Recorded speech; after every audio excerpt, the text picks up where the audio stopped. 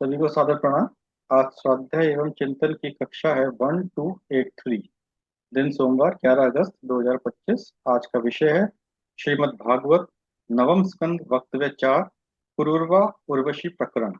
आज का विषय आदरणीय श्री आर एन पांडे जी देंगे, जो कि retired additional commissioner trade tax हैं। अब मैं उनसे निवेदन करता हूँ कि वो अपना उद्बोधन आरंभ करें। धन्यवाद। ओ सर्वप्रथम गायत्री मंत्र का उच्चारण करते हैं। ओम भूर्भुवः स्वः तत्सवितुर्वरेण्यं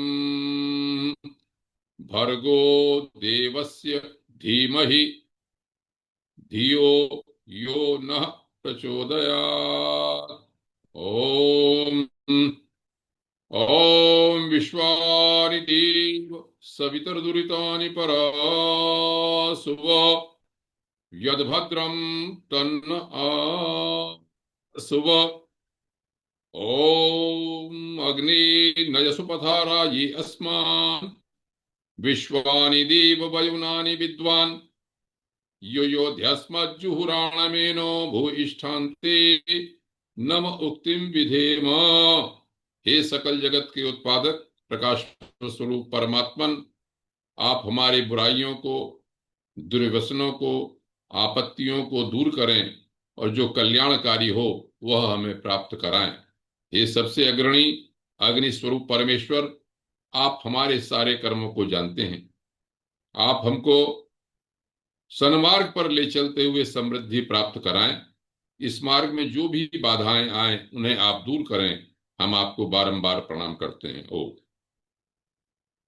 सर्वप्रथम सदा की भांति आदरणीय श्री अरविंद शर्मा जी का आभार, और आज उनके योग्य उत्तराधिकारी श्री अभिषेक शर्मा जी उपस्थित हैं, उनका भी बहुत आभार। आप दोनों के प्रयास से यह सत्संग अविरल धारा के रूप में लगातार चल रहा है। काफी समय हो गया। इसके लिए आप दोनों बड़े साधुपात के पात्र हैं, और इससे हम जैसे लोगों को भी अवसर मिलता है विचार करने का। तदुपरांत जो भी प्रबुद्ध श्रोतागण, आदरणीय देवऋषि जी, आदरणीय सीकरी साहब, आदरणीय चौधरी साहब और रंजना बहन जी, अन्य जो भी जुड़े हुए हैं, मेरी सुपुत्री चूही भी हैदराबाद से जुड़ी है, उन सबको मैं आभार प्रकट करता हूं कि आप सब लोग इसमें सम्मिलित होते हैं और हमारे सबका उत्साहवर्धन के साथ साथ ज्ञान में भी अपना बांटते हैं, बंटवारा करते हैं। अस्तु, श्रीमद् भागवत में प्रवेश करने से पूर्व मैं भगवान श्री कृष्ण तथा परमहंस सुखदेव जी को प्रणाम करता हूं। सच्चिदानंद रूपाय विश्वोत्पत्त्यादि हेतवे तापत्रय विनाशाय श्रीकृष्णाय वयं नुमः। यं प्रव्रजन्तमनुपेतमपेतकृत्यं द्वैपायनो विरह कातर आजुहाव पुत्रेति तन्मयता तरवोऽभिनेदुस्तं सर्वभूत हृदयं मुनिमानतोऽस्मि। ओ प्रबुद्ध श्रोतागण, जैसा कि आप विदित हैं कि हम वर्तमान में श्रीमद् भागवत पुराण के नवम स्कंद के प्रकरणों को ले रहे हैं, उनके ऊपर चर्चा कर रहे हैं। विगत वक्तव्य में श्री रामचरित्र का वर्णन किया गया। श्रीमद् भागवत पुराण में जैसा कहा वो, और अन्य जगह भी जो कहा गया उसके अनुसार। जब यह प्रकरण चल रहा था तो परीक्षित जी ने सुखदेवी से पूछा कि भगवान, इक्ष्वाकु राजा के वंश में और कौन कौन महत्वपूर्ण लोग हुए? तो परमहंस सुखदेव जी ने इक्ष्वाकु वंश की पूरी वंशावली बताई, जैसे श्री राम जी के कुश हुए इत्यादि इत्यादि। इसमें एक महत्वपूर्ण प्रकरण मुझे लगा उल्लेखनीय, वह है राजा निमि का। इक्ष्वाकु के एक पुत्र थे निमि। उनकी कथानक सुनिए और इसमें जो महत्वपूर्ण बात है उसको समझने का प्रयास कीजिए। उन्होंने एक बार विचार किया, निमि ने, कि मैं यज्ञ आरंभ करूंगा। और यज्ञ आरंभ करके जो उनके कुलगुरु थे ऋषि वशिष्ठ, उनको ऋत्विज के रूप में स्वीकार किया। कहा उनसे कि आप ऋत्विज हैं, आपको वर्ण किया है मैंने, आप मेरे यज्ञ को कराइए। वशिष्ठ जी ने यह कहा कि भाई, इंद्र मेरे पास आए थे, मैंने, और उन्होंने मुझे कहा था कि अपना यज्ञ कराने के लिए, तो मैंने इंद्र से हामी भर दी है। तो अब उनसे हामी भर दी है तो मैं उनका यज्ञ कराऊंगा। आप यज्ञ मत कराना, मेरी प्रतीक्षा करना, और उसके बाद आपका यज्ञ मैं लौट के देखूंगा, कराऊंगा। चले गए वशिष्ठ इंद्र का यज्ञ कराने के लिए। धर्म तो यह है आचार्य का कि जिसके कुलगुरु हैं उसको प्राथमिकता देनी चाहिए। खैर, राजा निमि ने सोचा कि अब गुरु तो गए हैं देवलोक, यज्ञ कराने, यज्ञ का में समय लगता है, ऐसा आजकल का यज्ञ तो नहीं था कि गए 10-15 मिनट में कराया, शॉर्टकट करा दिया, 5 मिनट में करा दिया। सत्र के सत्र होते थे, महीनों वर्षों लगते थे।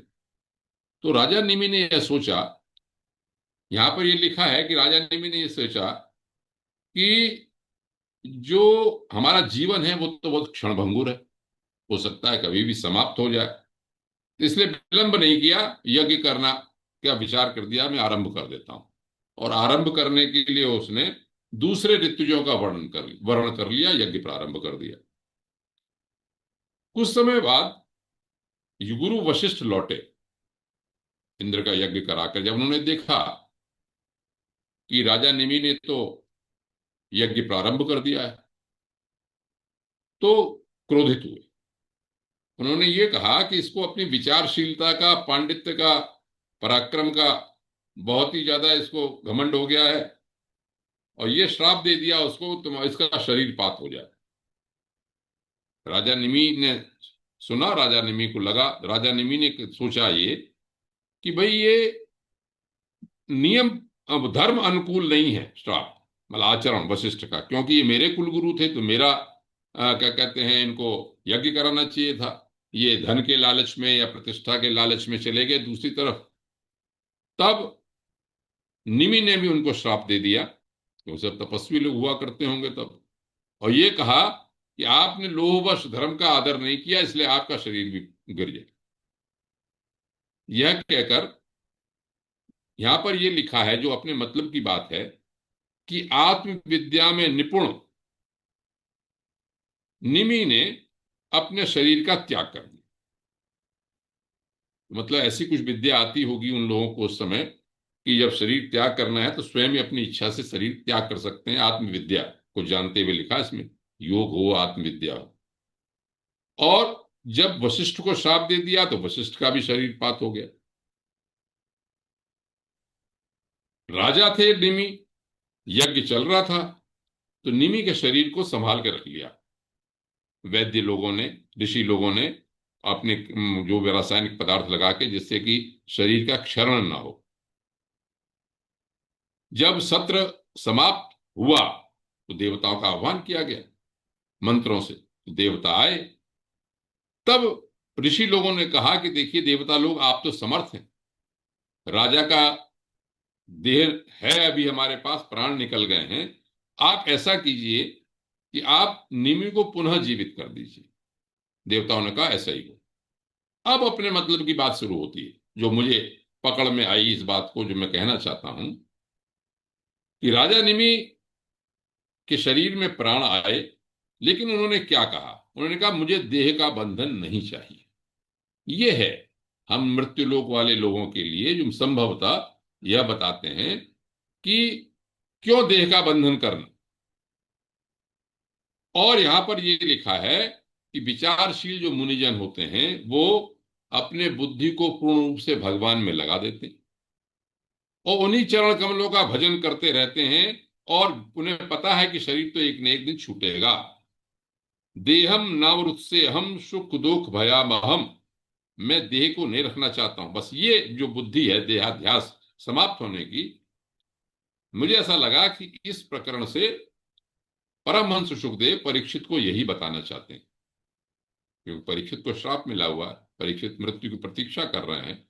तो उससे ये बताना चाहते हैं कि देखो भाई, निमि ने क्या कहा, दोबारा से पैदा भी हो गए थे, फिर भी उन्होंने कहा नहीं, मैं देह नहीं रखूंगा, कि एक न एक दिन समाप्त हो जाते हैं।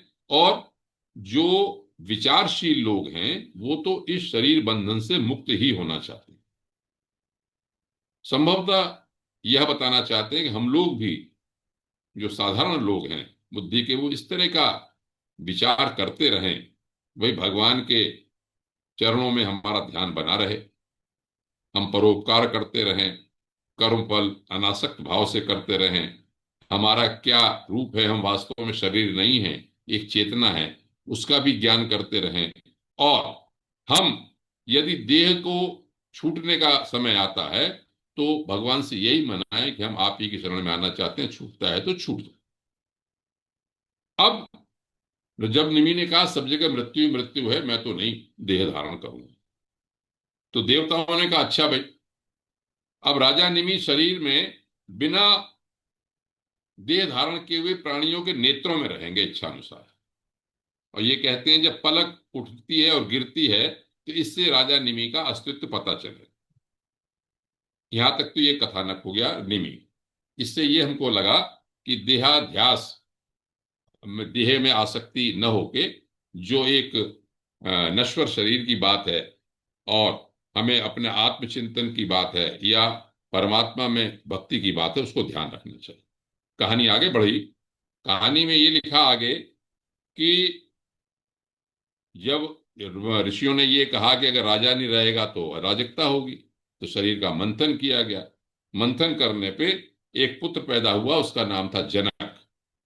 जो देह से नहीं हुआ तो इसका नाम उसे विदेह भी हुआ, मंथन करने से हुआ तो उसका नाम मिथिल भी हुआ, और उसी ने मिथिला नगरी बसाई, जिसका जनक के बारे में आपको सबको पता है। एक तो ये प्रकरण समाप्त होता है। इसके बाद परीक्षित जी ने प्रश्न पूछा कि आपने सूर्य वंश को तो सुना दिया, चंद्रवंश के बारे में भी बता। तो आज का जो मुख्य प्रकरण जो मैंने लिखा है वो यहां से शुरू होता है, इसकी भूमिका यहां से बनती है। तो उन्होंने कहा अच्छा भैया, चंद्रवंश का वर्णन हम सुनाते हैं आपको। ब्रह्मा जी के पुत्र हुए अत्रि, अत्रि के नेत्रों से हुआ चंद्रमा का जन्म, और ब्रह्मा जी ने चंद्रमा को यह समझने के ब्राह्मण, औषधि और नक्षत्रों का अधिपति बना दिया। पिछले प्रकरण में मैं शुरू में जब मनु जी की कथा सुना रहा था, तो मैं आपको याद दिलाता हूं उस प्रकरण को, कि मनु जब निसंतान थे तो उन्होंने यज्ञ किया, पुत्र की इच्छा थी, लेकिन पत्नी ने होता से ऋतु से ये कह दिया कि मुझे कन्या चाहिए, तो इला पैदा हुई। जब इला पैदा हुई तो उन्होंने मनु ने कहा, वशिष्ठ थे तो उन्होंने पुरुष कर दिया, सुद्युम्न नाम रखा गया। सुद्युम्न नाम रखा गया तो ऐसे इस जगह पहुंच गए थे जहां कर भी पुरुषों का प्रवेश वर्जित था, भगवान शंकर के श्राप से, तो वो फिर स्त्री हो गए थे। और वहां पर जो चंद्रमा के पुत्र बुध था, उसके संयोग से उस जो है पुरुरवा का जन्म हुआ।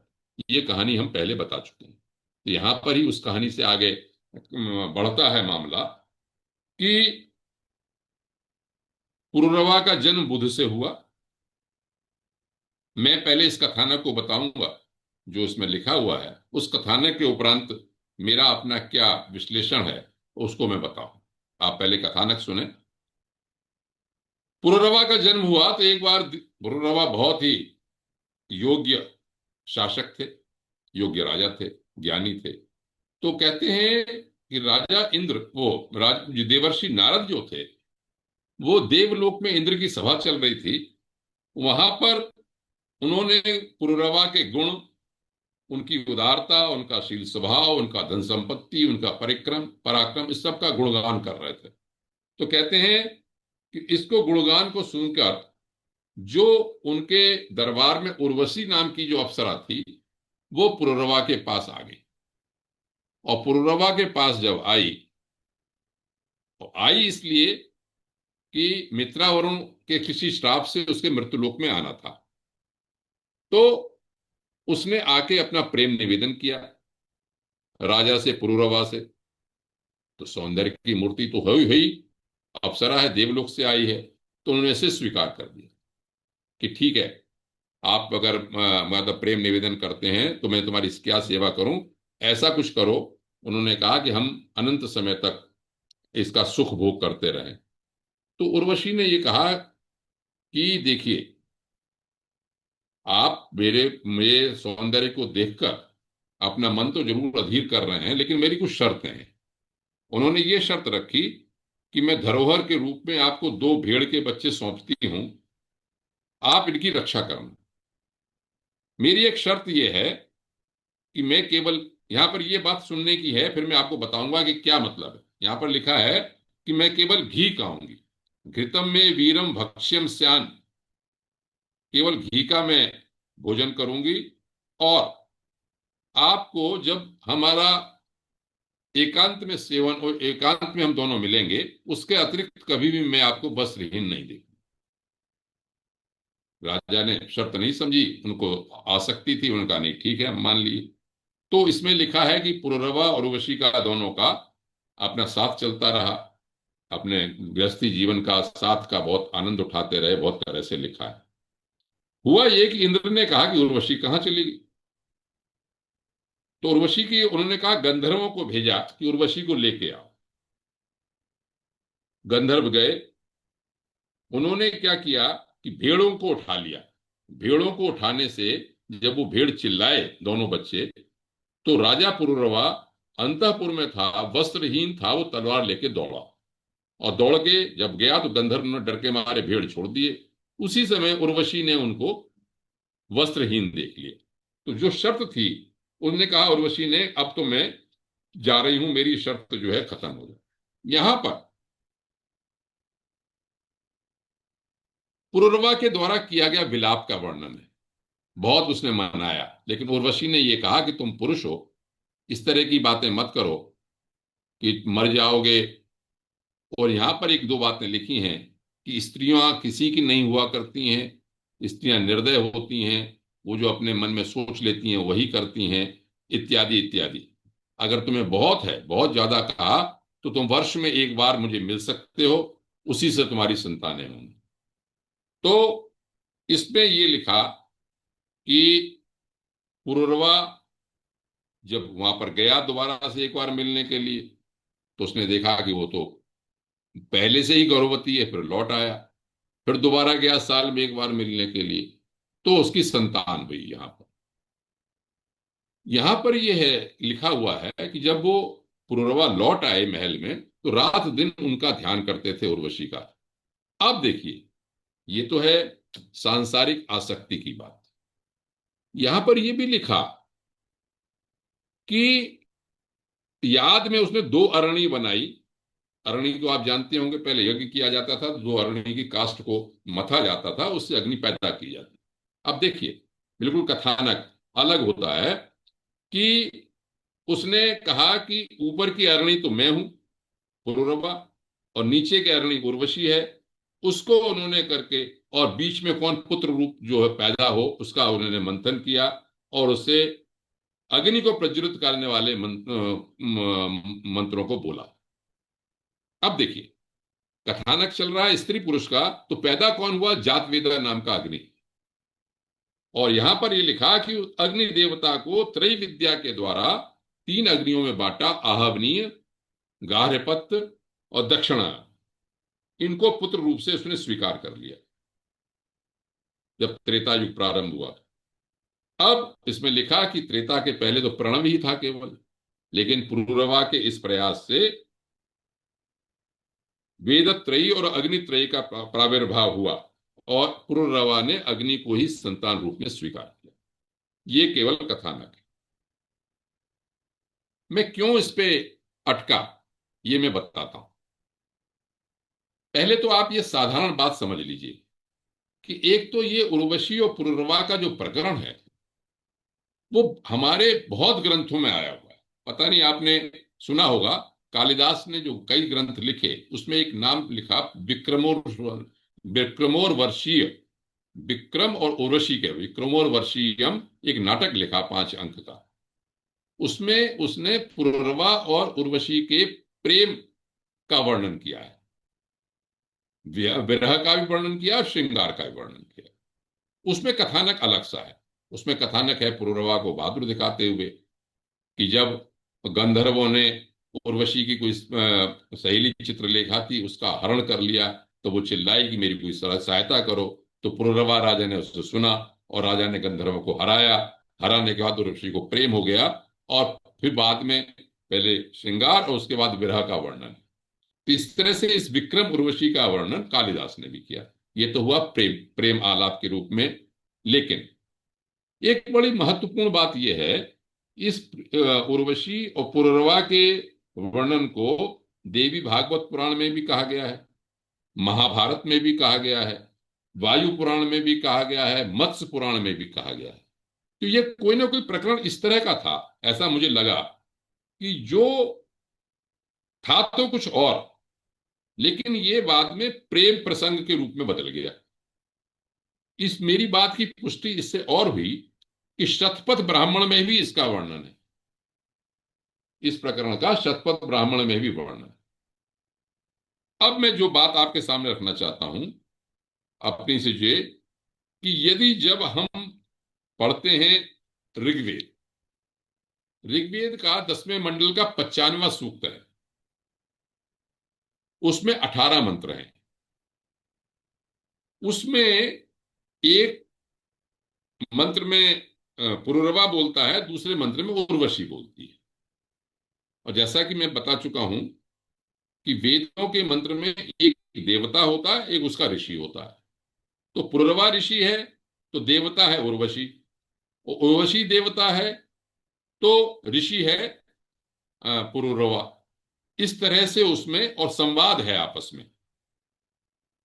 एक बात तो ये, इसका मतलब ये हुआ, जो मैंने सोचा कि पुरुरवा उर्वशी का ये जो प्रकरण है, ये जो कथानक है, कोई साधारण नहीं है। वेद तो नहीं लिखेंगे इस तरह से। कोई वेद तो सांसारिक संपर्क करने के या प्रेमालाप के बारे में तो नहीं लिखेंगे।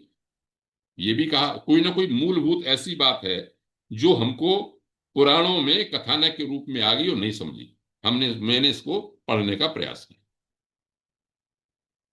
एक बड़ी संयोगवश सुखद बात इसमें यह मिलती है कि उस सूक्त में कुछ चीजें मेल खाती, शब्द ही मेल खाते।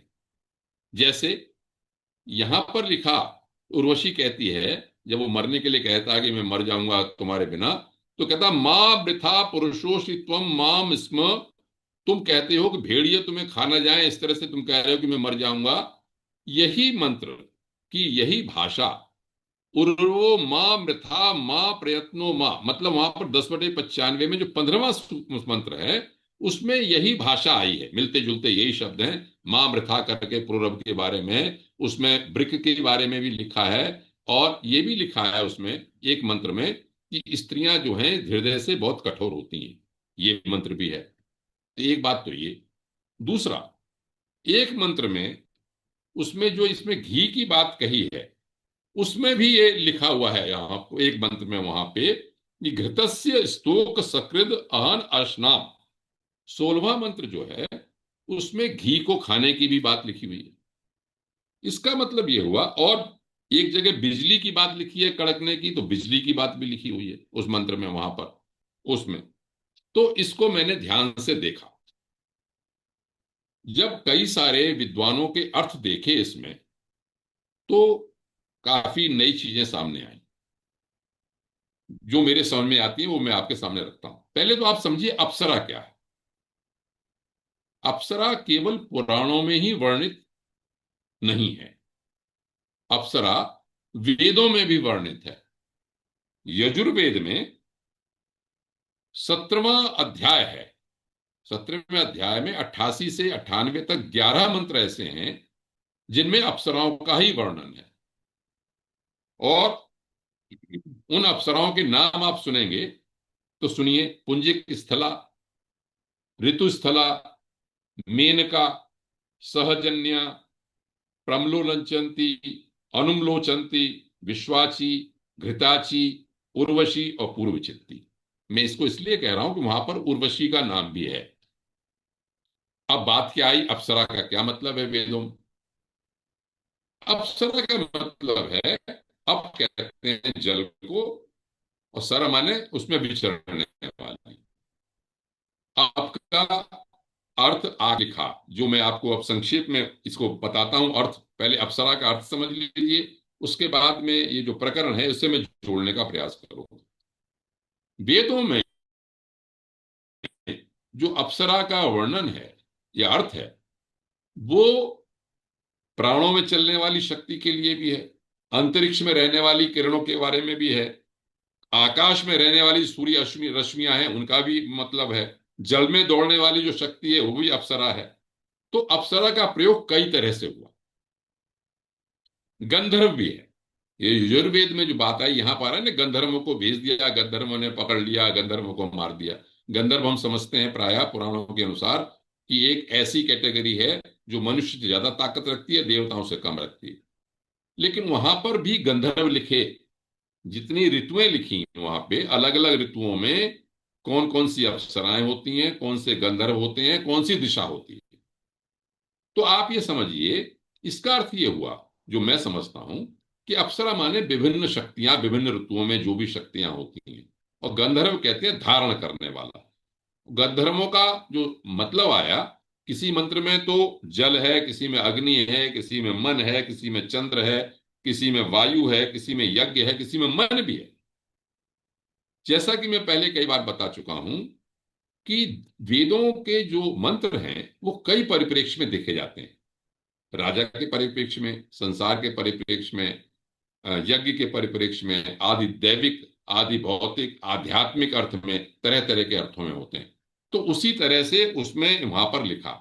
और रश्मि मतलब सूर्य की जो किरणें हैं, उसका वर्णन ब्रह्मसूत्र में भी आया है, रश्मि अनुसारी। ये लिखा कि जीवात्मा जब जाता है इस संसार से, जरा थोड़ा कठिन जरूर लगेगा लेकिन मैं अपनी समझाने की बात कर रहा हूं, जिससे ये बात लगे कि पौराणिक कथाएं का जो मूल है वेदों में, उसका अर्थ कितना भिन्न है, कैसे समझना चाहिए और कैसे ये कथाएं रुचिकर होकर आगे चलेगी उनको। उसमें लिखा हुआ पर रश्मि अनुसारी, एक सूत्र दिया ब्रह्म सूत्र में, कि किरणों के, सूर्य की किरणों के आधार पर जाते हैं। इसी बात को मुंडक उपनिषद में लिखा कि जो यज्ञ करने वाले लोग हैं, जब उनका देहपात होता है तो वो किरणें बड़ी प्रसन्नता पूर्वक बुलाती हैं उनको कि आइए आइए, तुम्हारा स्वागत है। उसमें लिखा है सूर्य से रश्मि भी यजमानम वहंती, सूर्य की किरणों के द्वारा यजमान को ले जाती हैं। इसलिए जो हम लोग अपनी संध्या वंदन करते हैं, उसमें सूर्य उपस्थान के मंत्र इसीलिए महत्वपूर्ण मुझे लगते हैं, जिसमें कहते हैं उद्वयम तमसस्परि स्वपश्यंत उत्तरम, या पश्चिम शरदा शतम इत्यादि। हम सूर्य की ओर हाथ उठा के उनकी किरणों से प्रार्थना करते हैं कि हमें उस तरह से ऊंचाई अवस्था में ले चलो। खैर, यहां पर उर्वशी का जो मामला लिखा, उसमें लिखा कि ये उत्तर दिशा में है। इसमें गंधर्व कौन है? धारण करने वाला गंधर्व है। और विद्युत से संबंधित बताया इसको, ऊपर दिशा में बताया और विद्युत से संबंधित बताया। अब आते हैं ऋग्वेद पे लौट के, जो हाँ उर्वशी और पुररवा का वर्णन है। यदि हम इस सूक्त को पढ़ेंगे तो ऐसा लगेगा एक महिला और पुरुष के बीच में संपर्क है।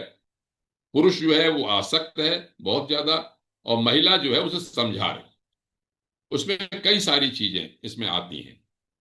अंत में ये समझाती है महिला कि भाई तुम जो राजा हो, राजा के पक्ष में जो वर्णन करते हैं, तो राजा हो, राजा को इस तरह की आसक्ति स्त्रियों के प्रति नहीं रखनी चाहिए, उनको अपना जो राष्ट्र धर्म है वो निभाना चाहिए। यहां पर घृत की बात भी बता दूं। जो घृत की बात आई है, वेदों में घृत को तरह तरह से कहा गया। मैं संक्षेप में केवल यही कहना चाहूंगा कि घृत को इन्होंने कहा कि भाई मन की मलिनता को दूर करने वाला भी घृत होता है, ज्ञान की दीप्ति को बढ़ाने वाला भी घृत होता है, जल को भी घृत कहते हैं। तो कई कई अर्थों में जब हम अलग अलग अर्थ लेंगे तो उसके अलग अलग अर्थ में संबंध होंगे। अब आइए कि विभिन्न विद्वानों ने वेद में जो पुरुरवा और उर्वशी का जो वर्णन किया, उसका कैसे वर्णन किया। स्वामी दयानंद जी ने जो अर्थ किया, उन्होंने कहा कि पुरुरवा माने है मेघ, क्योंकि बहुत शब्द करता है, बहुत ज्यादा से बोलता है। और उर्वशी माने है विद्युत। देखिए, मेघ को देखकर मेघ गड़गड़ाता है, आवाज करता है, विद्युत चमकती है। उन दोनों के मेघ किससे पैदा होता है? जल से। और मैंने पहले ही बताया कि इला जो है वो जल का नाम है, इला से पुनर्वा पैदा हुए हैं, तो जल से मेघ बना।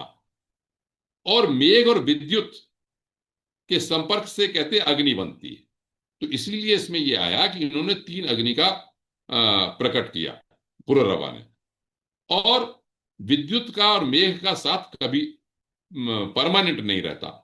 इसलिए क्या कहते हैं, विद्वानों ने यह कहा कि इसका एक मानवीकरण करके मेघ को और विद्युत को आपस में प्रेमी प्रेमिका के रूप में दिखा के वेदों में यह वर्णन किया गया।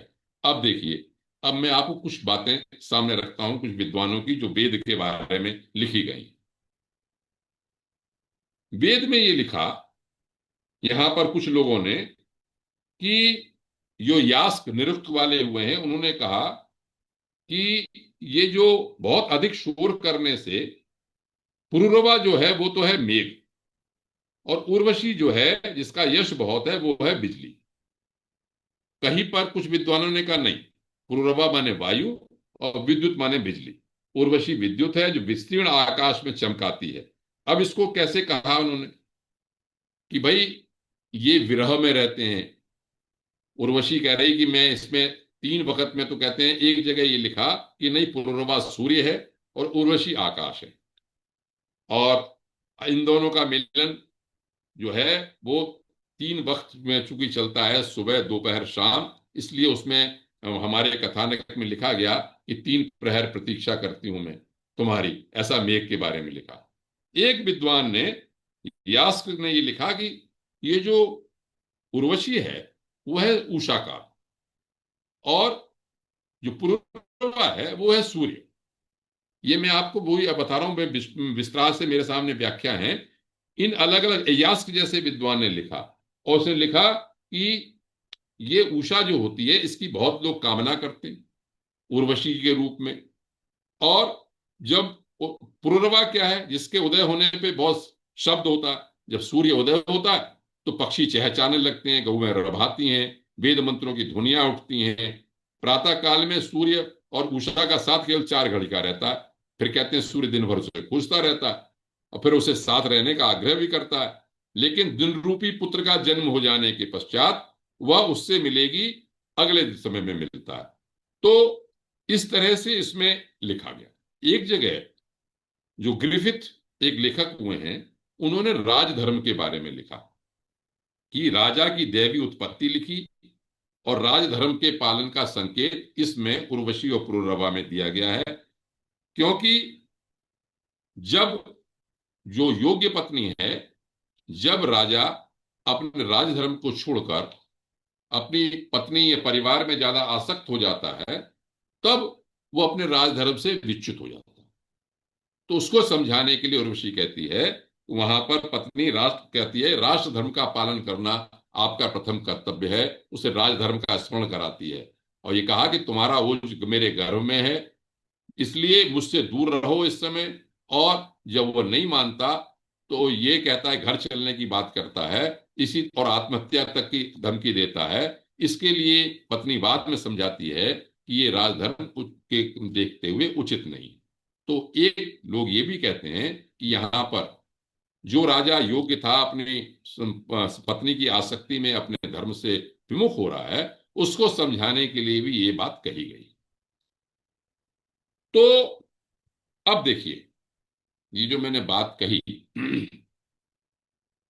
स्वामी दयानंद मेघ और विद्युत की बात, तो या तो ये उषा काल उर्वशी है, सूर्य जो है पुनर्वा है, या पुनर्वा मेघ है, उर्वशी विद्युत है, या आकाश है या सूर्य है।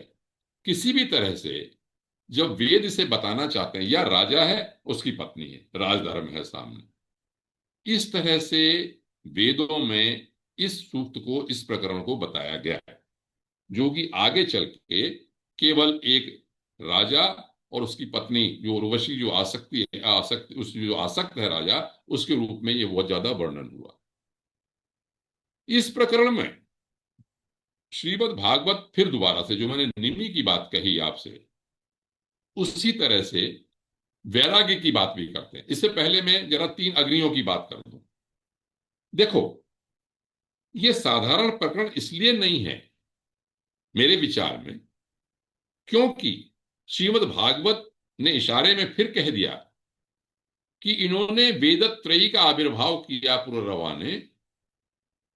सतयुग में केवल ओम था, त्रेता युग में ये अग्नि पैदा की, से त्रेता युग की शुरुआत में इन्होंने, और अग्नि त्रयी का आविर्भाव किया और अग्नि को ही अपना पुत्र माना।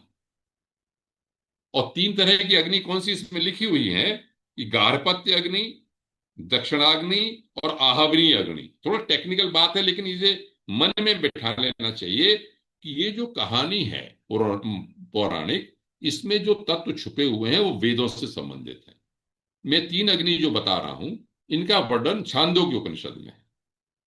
छांदोग्य उपनिषद में कैसे वर्णन, वहां भी एक कथा देखिए। उपनिषदों में भी, ये जो पुराणों में कथानक शुरू नहीं हुए, यदि आप उपनिषद पढ़े, उपनिषद जैसे आप सुनते आए हैं, वहां भी कहानी शुरू हो गई थी। जो कहानी वाली जो शैली थी कथा वाली, वो शुरू हो गई थी। कैसे? इसमें लिखा कि उपकोसल नाम से प्रसिद्ध कमल का एक पुत्र था, राजा कमल थे, उनका पुत्र था उपकोसल।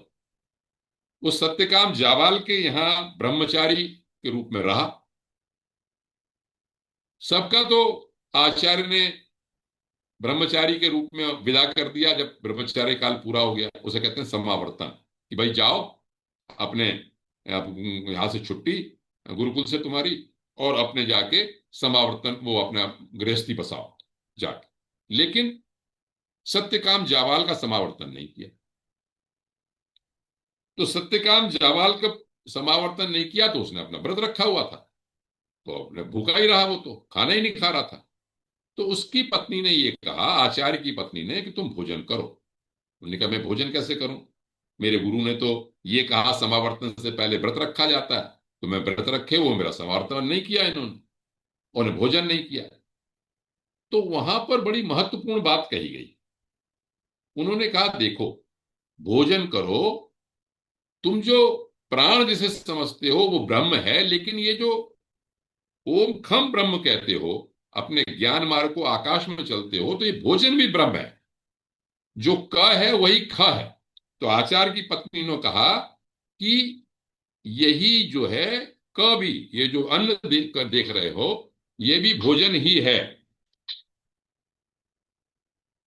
और तब उसकी आचार्य की पत्नी ने, ये आचार्य जब आए तो उन्होंने उसे अग्नियों का वहां पर उपदेश किया।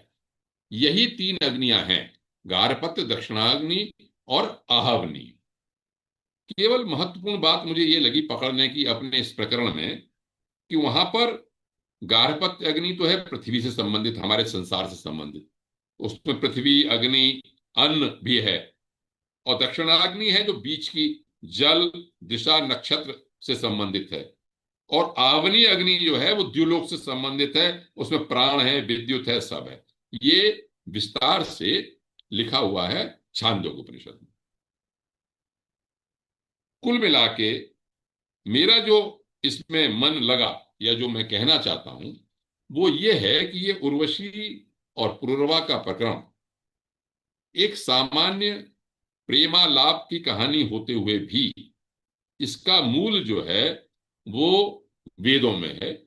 और वेदों में ये जो कहानी बनाई गई, ये ऐसा लगता है, कई जगह मैंने पढ़ा, उसमें लिखा है कि जब मेघ आया, तो मेघ चूंकि उसको बना दिया पुरुरवा, और विद्युत जो चमकती है उसको उसकी प्रेमिका के रूप में बना के, उससे अग्नि जो उत्पन्न हुई, उसकी कथानक को लेके वहां पर सूत्र लिखे गए, सूक्त लिखा गया ऋग्वेद में, पुरुरवा और उर्वशी का संवाद किया गया, और उसको ही मानवीकरण में बाद में ये सब प्रेमालाप के रूप में आगे चला।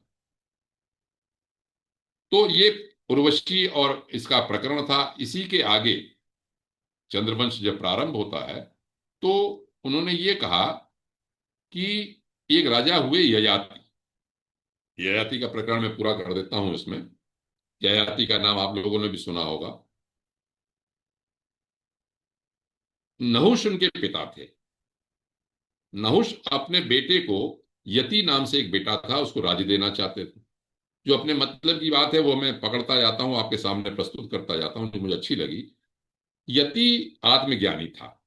उसने कहा नहीं भाई, राज्य एक ऐसी चीज है, सत्ता एक ऐसी अद्भुत चीज है, उसका परिणाम मैं जानता हूं। जैसी सत्ता आती है वैसे ही उसका दांव पेच, शत्रु मित्र प्रबंध करना, उसमें राजा को फंस जाना पड़ता है और आत्मस्वरूप का बोध उसको समाप्त हो जाता है। यहां पर यति के कथन के सहारे से सुखदेव जी ये कहना चाहते हैं, ये सत्ता को करना कोई सामान्य बात नहीं है। प्रायः सत्ता पाके लोग अपने वास्तविक स्वरूप को भूल जाते हैं, आत्मस्वरूप को भूल जाते हैं। चलिए, इसके बाद उन्होंने ये कहानी सुनाई वशिष्ठ जी ने कि भाई ययाति का विवाह शुक्राचार्य की लड़की से हुआ, और जैसे उन्होंने ये कहा कि शुक्राचार्य की लड़की से विवाह हुआ, तो परीक्षित ने प्रश्न पूछ दिया। परीक्षित ने यह प्रश्न पूछ दिया कि शुक्राचार्य तो ब्राह्मण थे, ययाति क्षत्रिय था, कैसे हुआ? तो उन्होंने की कहानी सुनाई। संक्षेप में कहानी यह है कि शुक्राचार्य की पुत्री का नाम था देवयानी, और शुक्राचार्य जब थे तो उनके दस्यु जो राज थे वृषपर्वा, उसकी लड़की थी शर्मिष्ठा। दोनों सहेलियां थी, लेकिन दोनों में आपस में किसी बात में विवाद हुआ। शर्मिष्ठा ने देवयानी को कुएं में ढकेल दिया, चली गई। वहां पर राजा ययाति निकल रहे थे, उन्होंने जब आवाज सुनी देवयानी की तो हाथ बढ़ा के उसने कुएं से उसको निकाल लिया। देवयानी ने यह कहा, जब तुमने मेरा हाथ पकड़ा है तो उसे छोड़ना नहीं। जाके शुक्राचार्य से कहा, शुक्राचार्य से अपनी बात कही तो उन्होंने कहा ययाति से शादी कर लेंगे। उन्होंने कहा मैं शादी तब करूंगी शर्मिष्ठा मेरी दासी के रूप में रहे। एनी हाउ, तो विवाह हो गया, देवयानी गर्भवती हुई। गर्भकाल में ययाति का संपर्क शर्मिष्ठा से हो गया। जब पता चला शुक्राचार्य को तो उन्होंने उनको श्राप दे दिया। जो मतलब की बात है वो अभी आती है यहां पे। शुक्राचार्य ने कहा कि तुमने बहुत गलत किया, मैंने अपनी कन्या तुम्हें वाही थी, तुमने दूसरे से संपर्क कर लिया, इसलिए तुम बूढ़े हो जाए। वृद्धावस्था का जो आपने कहानी सुनी होगी ययाति की, वो यहां से शुरू होती है कि तुम्हारा बुढ़ापा आ जाए। तो ठीक है, अब उन्होंने बहुत अनुनय विनय की। देवयानी ने कहा ये तो क्या कर दिया आपने, इनको बूढ़ा कर दिया, मैं तो आपकी बिटिया हूं, मेरे पति ऐसे हो गए। तो अनुनय विनय करने पर वशिष्ठ ने कहा अच्छा चलो, आपका बुढ़ापा दूर हो सकता है, जवानी आ सकती है यदि आपको आपका पुत्र कोई अपनी आयु दे दे। दोनों ही बातें चल रही हैं, जीने की इच्छा और वास्तव में जो वैराग्य की बात है। तो जब अपने एक बेटे पर गया, यदु नाम से बेटे पे, तो उसने मना कर दिया कि भाई मेरा तो अभी समय ही क्या हुआ है पिताजी। तो इसने दो बेटे और तीन बेटे और थे, तुर्वसु द्रुयु अनु, सबने मना कर दिया। केवल पुरु, पुरु नाम से एक बेटा तो था। जब उससे कहा तो उसने क्या कहा, एक पक्ष देखिए ये भी है, उनका पिता की कृपा से ही मनुष्य की मुझे तो जन्म प्राप्त हुआ है, आपकी कृपा से ही तो मैं आया हूं। वास्तव में ये जो शरीर है वो तो आप ही का दिया हुआ है। उत्तम पुत्र तो वो है जो पिता की बात को बिना कुछ सोचे समझे उसका पालन करे, आज्ञा अश्रद्धा से, श्रद्धा पूर्व अश्रद्धा से पालन करे। जो श्रद्धा नहीं रखता वो तो अधम पुत्र है, और जो पिता की आज्ञा मानता ही नहीं वो तो अधमाधम है। और जो अच्छा पुत्र वही है जो उसकी आज्ञा को माने। उसने मान लिया, उसका बुढ़ापा ले लिया, वो उसका जवानी में आ गए। अब यहां पर बात जो कहना चाहते हैं सुखदेव जी, वो ये है कि जब कईयों अनेकों वर्षों तक उन्होंने विषय भोग कर लिया, तो फिर जैसे पहले और किस्से आ चुके हैं विचार करने के, फिर उन्होंने जब विचार किया तो उन्होंने कहा अरे ये तो बहुत ही मैंने गलत किया। पृथ्वी में जितने भी सुवर्ण पशु स्त्रियां हैं वो सब मिलके भी मन को संतुष्ट नहीं कर सकते। मुझे यहां पर याद आई कठोपनिषद में यम और नचिकेता नचिकेता के संवाद की। देखिए, पुराणों में मूलभूत बातें ऊपर से चलती आती हैं, सिद्धांत रूप में कोड वर्ड में या संक्षिप्त सूत्र के रूप में बातें ऊपर कही आई हैं, वो उपनिषदों में और वेदों में। वहां पर क्या कहा? दूसरा वर जब उन्होंने ये मांगा, तीसरा वर जब मांगा आत्मविद्या का, तो वहां पर यम ने ये कहा कि आप सब कुछ मांग लो।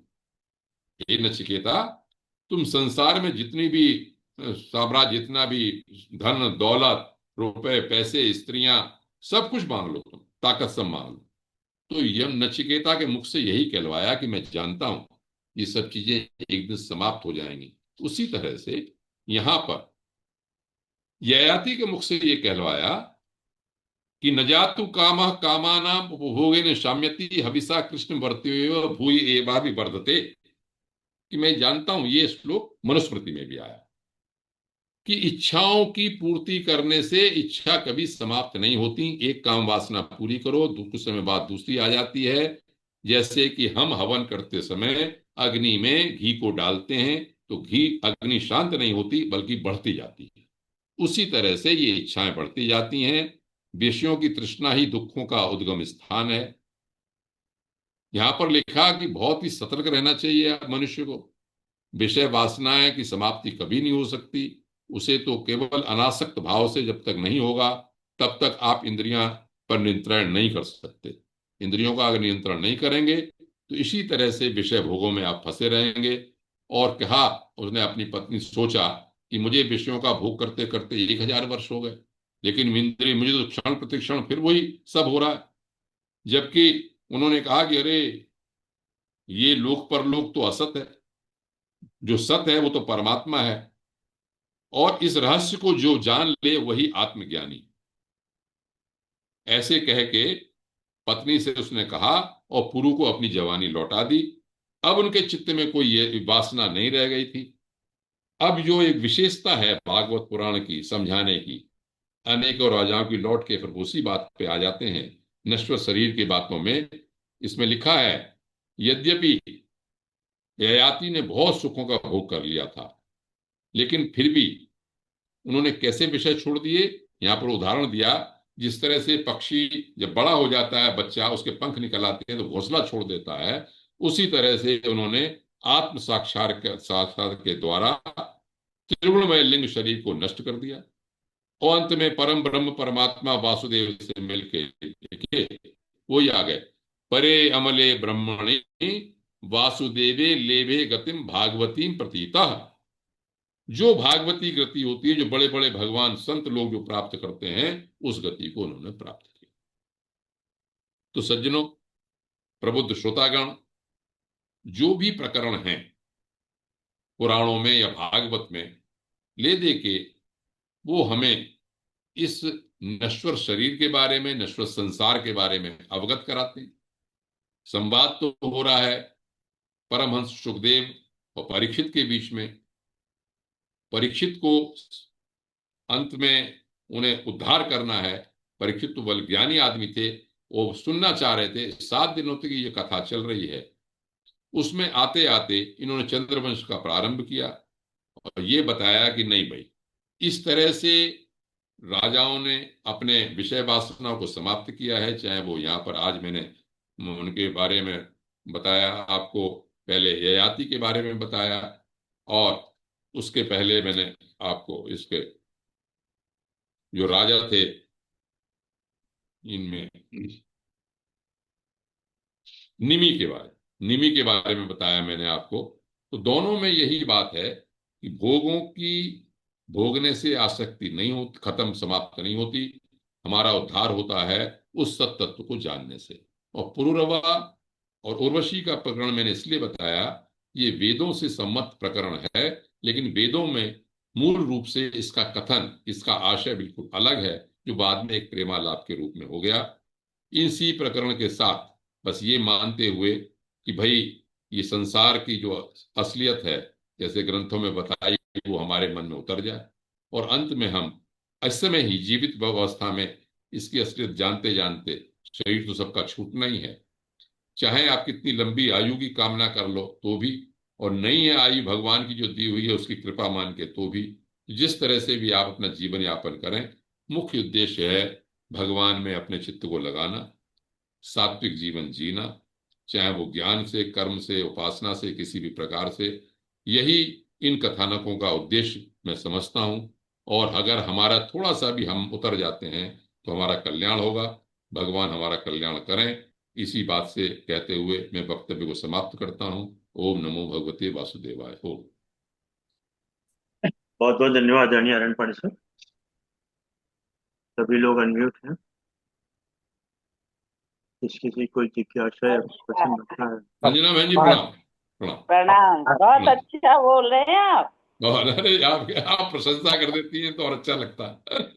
पांडे जी आज तो कमाल कर दिया। आज तो इतना टेक्निकल था और इतना बढ़िया था कि बता नहीं सकता आप।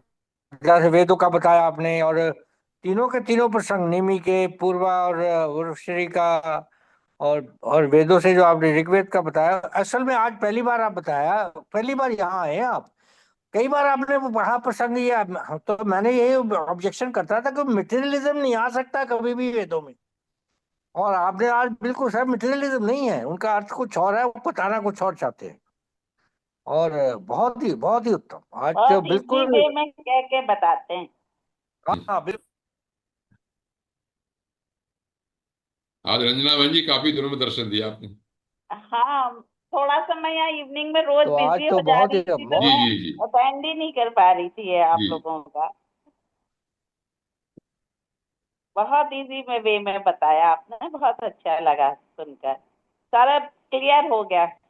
हाँ, आंखों चलिए। से आपने उनकी उत्पत्ति बताई ना, अत्रि साहब की, अत्रि जी ऋषि की, वो भी जी मुझे पहली बार पता लगा कि नेत्रों से, ब्रह्मा जी के नेत्रों से उनकी उत्पत्ति हुई है। जी। चलिए चौधरी साहब, आप भी कुछ व्यासपीठ को बोलिएगा, फिर धन्यवाद दीक्षा के साथ देंगे। प्रणाम प्रणाम।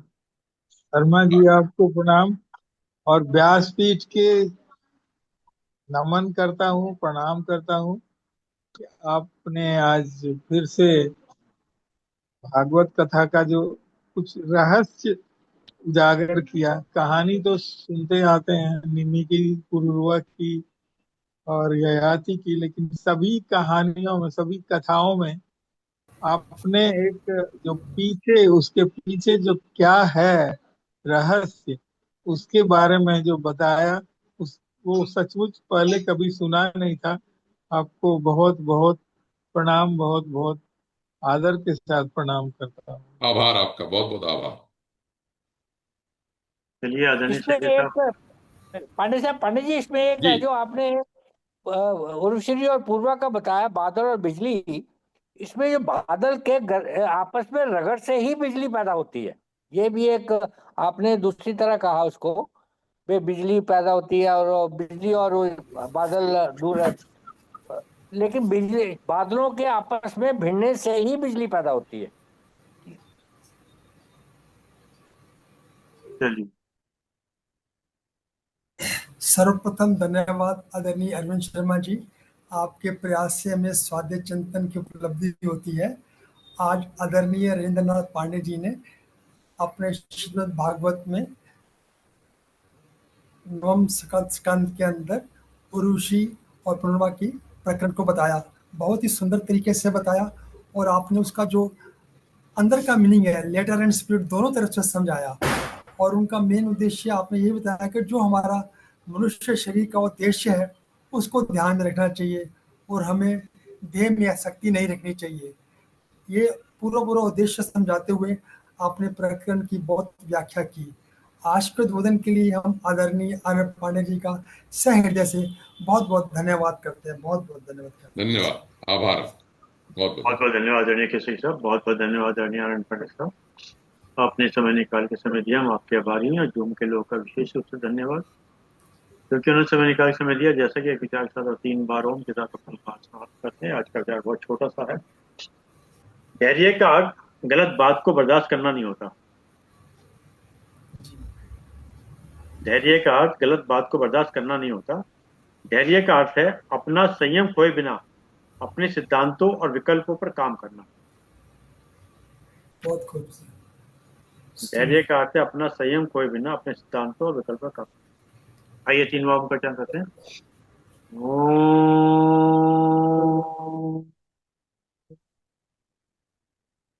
ओम। ओम। शांति शांति शांति शांति शांति। हरे प्रणाम। कृष्ण।